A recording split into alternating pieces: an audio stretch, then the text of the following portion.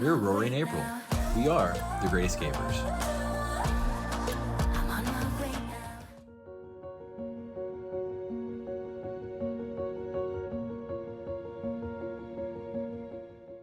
Sitting alongside the Danube River, Regensburg is the fourth largest city in the state of Bavaria.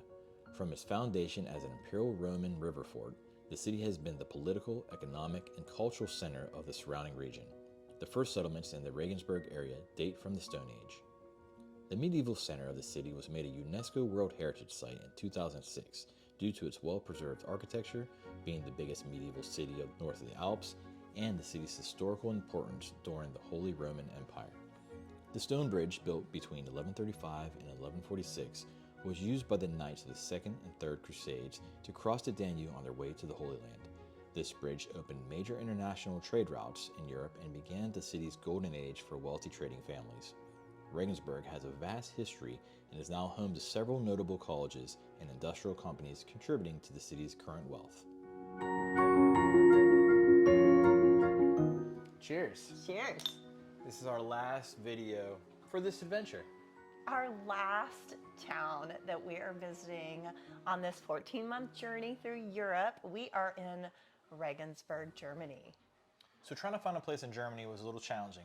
Everything is really expensive. And we only had 2 weeks. We're not doing a full month. So we were going between Munich and Nuremberg, and we landed on Regensburg. Yeah, so we were kind of looking for a smaller village in Germany, you know, just that quintessential German towns that we could see, the Christmas markets and some German Bavarian architecture. And so we settled on little Regensburg on the Danube. And it turned out to be a perfect location for us. As with many other cool coincidences on our trip, we had yet another one. We randomly pick Regensburg, and then a huge snowstorm comes through southern Germany and shut down a lot of the trains and flights out of Munich, where we originally were going to go. But Regensburg, thankfully being so north of the Alps, we were able to avoid that storm and continue on our journey. Now the train ride from Vienna to Regensburg was actually really easy. It really wasn't a challenge until we arrived in Regensburg. And when you come up the stairs, we went to the right towards the mall instead of going to the left to the train station. Yeah, with all our bags, like dragging them through the mall, and everybody's like, where are y'all going? They were staring at us pretty hard, and we were just wandering around like tourists, not knowing where we were. Yeah, so we asked a guy near the elevator, like, where to go. Exit going in the back and of the he building. told us, maybe go back to the train station and go to the other side. That's where you'll catch a taxi. And then, of course, it's pouring down rain when we get to the train station on our way out, and no taxi will grab us, our luggage, or our dog. And now we're starting to get really wet, and it's dark and getting cold. So we start walking. It's supposed to be, 10, 12 minutes according to Google. It seemed more like 15, 20, 25 over the cobblestone road, raining with all of our gear. We have. It was and we're pretty exhausted from this 14-month journey, and I'm ready to go home anyway, and I was tired, and so I think I did kind of lose it on Rory on the way there because he couldn't quite navigate the map in the cold and the rain and the dark, but we made it there. Should have put her in a taxi and me and Oliver walked, but which we did on the way back to the bus station. Yeah. We finally get to our AirBNB after this terrible walk on these cobblestones, and the host that owned it met us there. He was very sweet. He could tell we were very flustered and frustrated, but he checked us in. It was really cozy, a little bit cluttered for my taste, but it was homey and it had everything we needed. I did not take a video of it, but it did what we needed it to do for a couple weeks. The first night we were there, after the rain, it immediately started snowing, which was kind of cool. It was nice to see the town in the snow with it falling everywhere. Yeah, the Christmas markets and the architecture of Germany covered in a fresh blanket of snow. It was actually really magical. Yeah, Oliver had a great time running around in the big fluffy snow until it turned into slush. So despite all the snow and the slush and the mud and the cold, very, very cold. I mean, it got down in the 20s at one point. It was so cold that you could sip your glühwein at a Christmas market for about 10 minutes and then you couldn't feel your fingers anymore. We actually went to a really great shop that had all these beautiful products handmade in Italy and got new gloves that were lined. Still, fingers would go numb. But despite all of that, Regensburg had great shopping. It was really weird. We needed a couple of items, and they had a great little boutique selection of really great handmade goods from around Europe. The Christmas markets were totally amazing. I mean, just everything you hear about German Christmas markets, Regensburg, I mean, really just sold us on. It did not disappoint. Yeah, beautiful markets. And they were on every single plaza through the little city, so we really enjoyed it.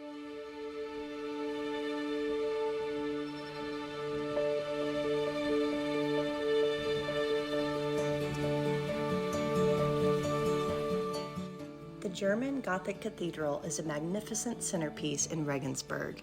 It was founded in the 13th century and completed in 1634. There are two chapels there that predate the cathedral, one of which dates back to the 8th century.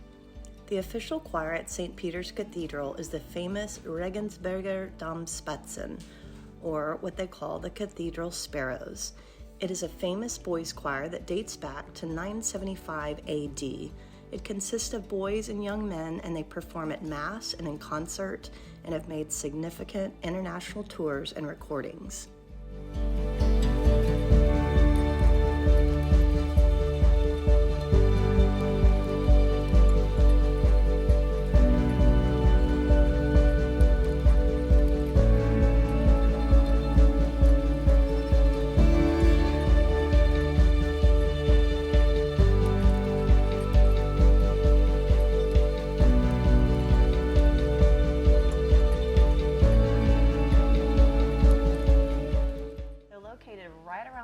From this cathedral is the Apotheke.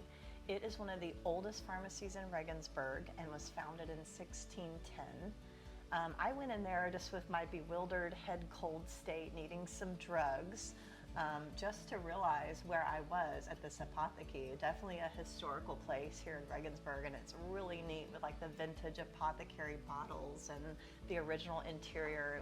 It's a really cool place. And the ladies were really sweet there. They wanted to take care of April. We let them know that we were flying in just like 2 days, and of course they did everything they could, pulled everything off the shelves that they were allowed to give us, and gave us great options to help her for the flight. We always seem to find great places to eat. We found this little cafe called Kaminsky's Cafe. There was another little burger place called the Hemingway, and the Balboa, which I got some delicious pizza from. All great places with yummy food. And of course, these places took cash. Got to remember having euros on you. But they were so yummy, and I'm glad we bumped into these places. Yeah, lots of great eating choices there in Regensburg, as small as it was. So right around the corner from our apartment was the Abbey Church of St. Emmeram. It was built in the 13th century, and it's an example of some of the Romanesque basilica-style churches here in Germany. In 1809, the nearby buildings were actually converted into a palace for the Prince of Thurn and Taxis. So this was a family of German nobility that actually played a key role in postal services, of all things, in Europe during the 16th century. We happen to have the pleasure of touring the monastery while a men's choir was in there practicing for their Christmas cantata.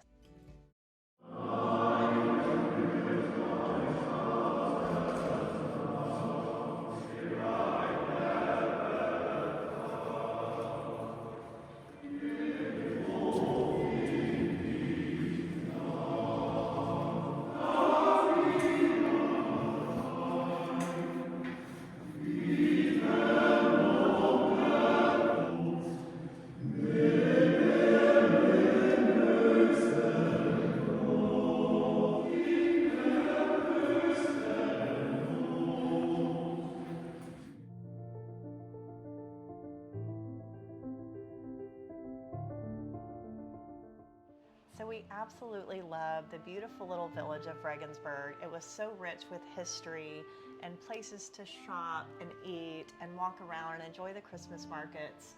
However, it was time to head to Frankfurt because we are headed home to the States for the holidays. Yep. So we're off to Frankfurt. Decided to spend 2 nights at a hotel just so we could relax and just enjoy a couple days before we travel. And make sure all of our ducks were in a row to head home. Yeah, and when we're talking about ducks in a row, we started a few months earlier to get our kennel because, of course, when we landed in Italy, we got rid of our huge 700 series kennel because it's just too big to travel around with. Can't travel with that kennel. Yeah. So we ordered a new one from Graylen. They are a pet relocation company in Germany, and they actually have a location right there at the Frankfurt airport. So we ordered another kennel And when we say right there, it took me almost an hour to walk there. Oh. But only because there was only one bus that went to that side of the airport. It's actually huge. It was like a 2-mile walk. Anyway, long story short, I got this kennel. I get there and the guy's like, it's already put together. He says, hey, how are you getting this back to the hotel? I was like, oh, I'm staying at the airport, no big deal. He goes, how are you getting this back to the hotel? So I said, I'll just catch a cab. And he looked, he goes, this isn't, no one's going to take it. Again, I didn't know they had already put it together. So they were nice enough to give me a ride in their truck back to the hotel with our huge kennel. On the way back to the hotel, the guy tells me, hey, do you have your paperwork? I'm like, oh yeah, I got my EU passport good to go. We had already done the research with the CDC and getting Oliver back to America. He says, no, you have to have a health certificate. So of course I start panicking.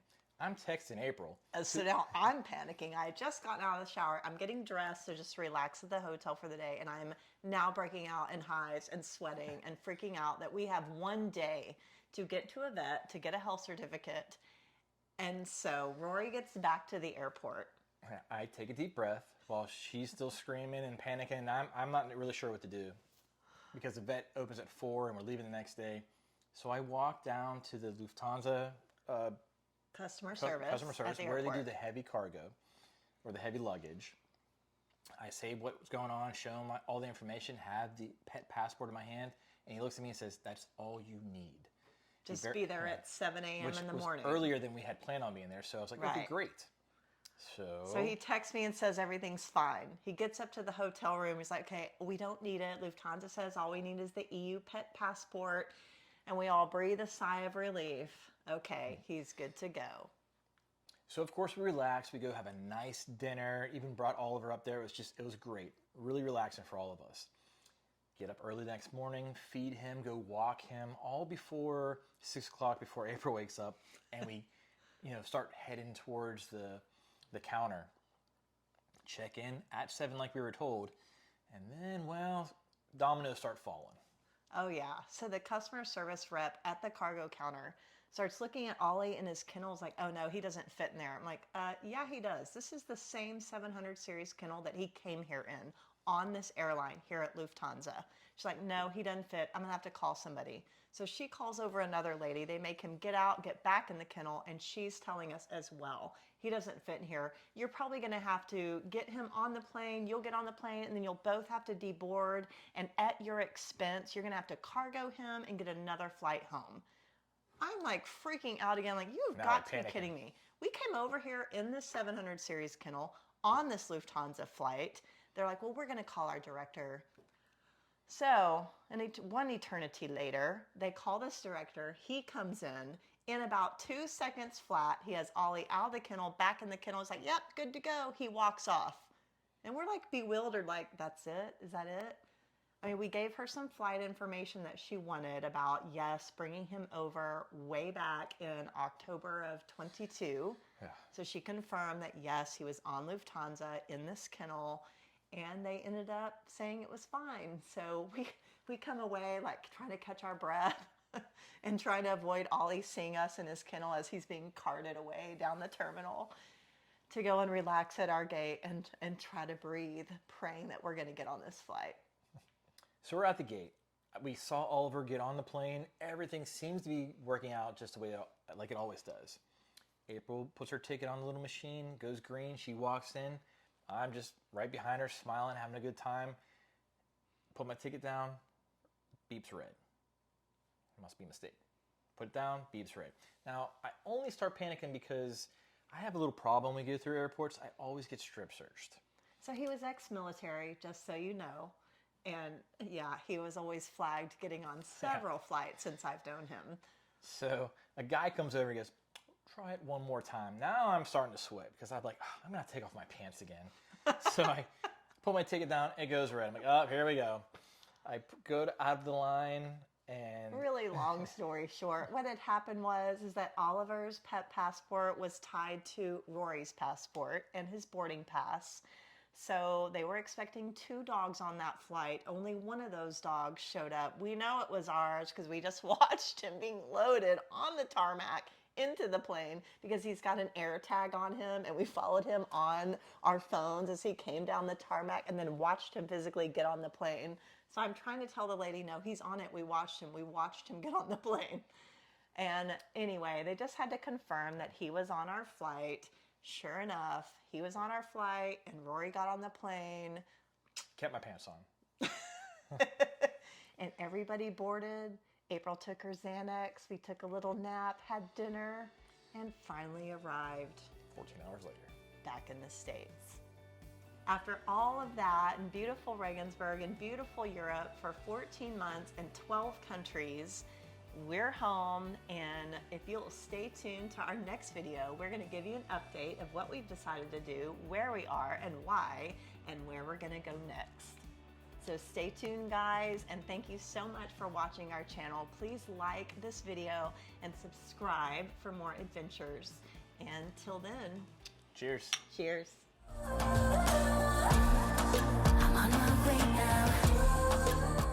Okay, testing, testing. Ollie, look at the camera. Look at Daddy. What's going on? What? Are you ready to record? Ooh! Well, this is our last video. I said, well. I'm well. This is so. Well, Cheers to I our said last. well. Yeah, you did. it's our last destination on our. Where are you going, Alls? He's done on this. It's okay, buddy. It's okay. I don't know if it's recording or not, but I heard a butt. Over the last 14 months, we are here in. Well, I think he's done. He's gone. Re- Isn't that? You can see it? Always cool things happen. But that's the also snow, but really easy. Do it again. You're on next travel day back to America.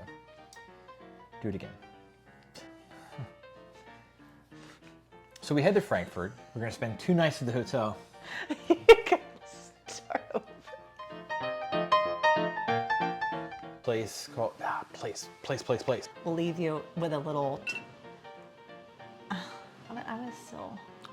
I try. It's hard to say cloisters anyway. And what the hell is a cloister? Hold on a second. You're still recording.